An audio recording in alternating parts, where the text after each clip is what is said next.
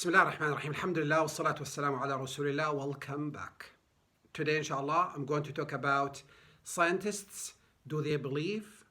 And what are the rankings of intelligence? Because scientists are basically the highest of the people or a human being.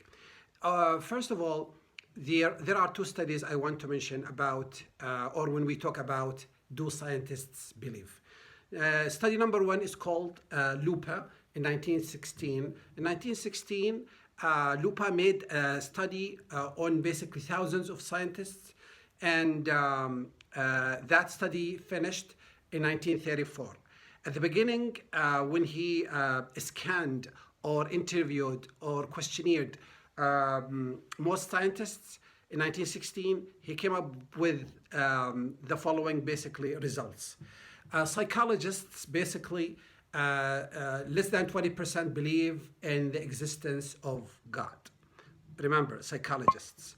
Now, the biologists and physicists basically got almost 61%.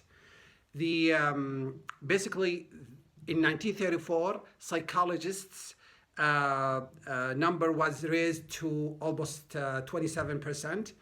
And then biologists and physicists basically around 65%.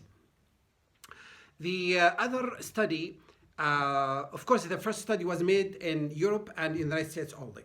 The second study I want to mention is called Eileen in 2007.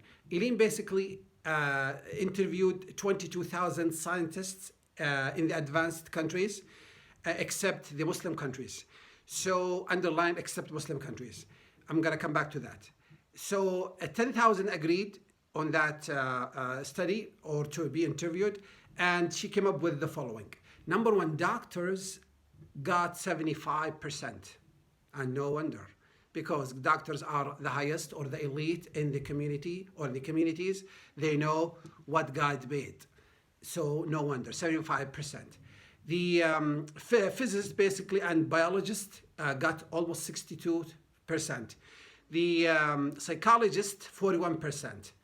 That's in 2007. So as you can see, these numbers are up because I believe it's because of science and advanced science. And now add to that, this is only this study only covered the Western countries. If we add to that Muslim countries, I think all these numbers will go up definitely. So that's interesting. 2/3 of scientists believe in the existence of a higher power of God. So if you hear someone saying such and such is an atheist, remember he could be from the 25% or the 30%. But the majority of scientists believe in God. So that's part number one in this video. Part number two is how do we rank, or what are the ranking of the most intelligent people, or the intelligent or intelligence in general. I came up with this, or I looked it up. I found this interesting equation and ranked people into 4 levels. The first level, basically the philosophers. They put them in the highest level. The philosophers are the highest. Basically, when I was teaching this book called Does the Center Hold? And this book talks about philosophers in the past and in recent history. Most of them, that was my guess 10 years ago, that 70% of them believed in God. So when I looked at the studies, that I just mentioned, that confirmed basically that was the feelings that I had before. So philosophers are the highest level, and I can explain why, because when philosophers talk about something, they have to look at all angles and study it from all sides, and not to leave anything. And that requires a lot of study, a lot of discussions, and a lot of concern to come up with results. Second ranking was the basically the artists and actors. And no wonder, because imagine an artist such as a novelist, for example. Novelists, when they write a novel, they have to think, we all people think as a third person. Animals too, us human in general third. But novelists, they have to think of a fourth and fifth and sixth. Like Shakespeare, when he wrote his novels, basically when you read it, you don't feel that his personality interferes in anything, as if the personalities and the characters are doing everything by themselves, and he got the highest rank, the sixth rank. So that explains why artists and actors basically are second in ranking. The third one is basically scientists, or those who are specialists basically, or they have their PhDs in their specialties. And they basically have high IQ in that field, and that's why they are very successful. Lastly, general people. General people basically they have one in common, which is called the multiple intelligence. Or multiple intelligence, basically you have listening skills, or music skills, language skills, and so on. So they vary from one to another. I add to that basically something I consider important, which is called a tazkiyah ranking, which is the purification ranking. The purification ranking can exceed and super exceed anyone, and that has to do with your spiritual level with God, and that is high level because you are basically presenting yourself as a human being, as a high level in manners and character, and that exceeds everything, and that's called tazkiyah, purification of self or one's self. There's one last thing I would like to add to this also, which is success. Success basically does not depend on one thing. There is an equation called the 20-80. If you have a high IQ, you only get the percentage out of 20 only 20. So what about the rest, or the 80? The 80 basically the 80 is totally focused on the emotional intelligence.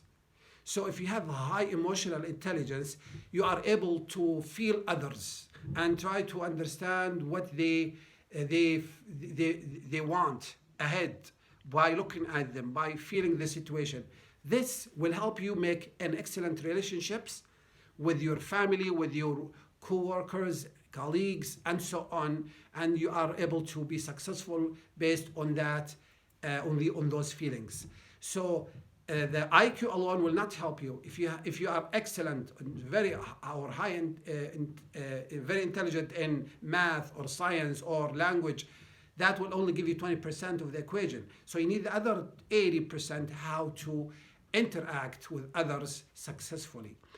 So with this, when we put all these together, that makes the case, which is intelligence is not one thing, it's not two things, it's not three, it's so many things involved in it. And when you refer to a scientist who is a disbeliever, he's just one in a million. So don't take that as a final or as a role model. Let me give you this example. Like scientists, for example, the third level, who are on the third level in ranking, they disapprove each other's work. Example, which means they are not fully perfect or unique to that point to think for everyone else. Like for example, Newton, when he came up with his equations about time, he said time is constant and goes one way, and that's it. So all scientists took his word, and since 1770 until 1915, when Einstein came up with his equation, the relativity equation, or general relativity. Basically, he said no, time and space are one. So he said, and time is basically not like what Newton explained before. And so he changed everything.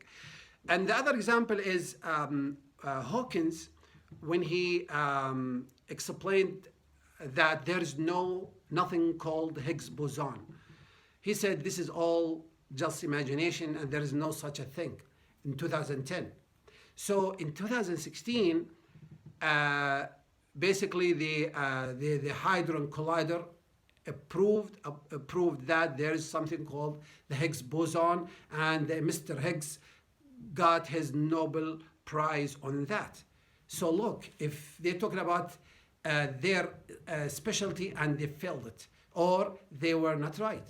So another third example I would like to mention is when Einstein himself did not agree with the quantum theory, quantum mechanics theory, and he said God does not play with chess, or God does not play chess, referring to what Feynman was coming up with, or came up with in his theories.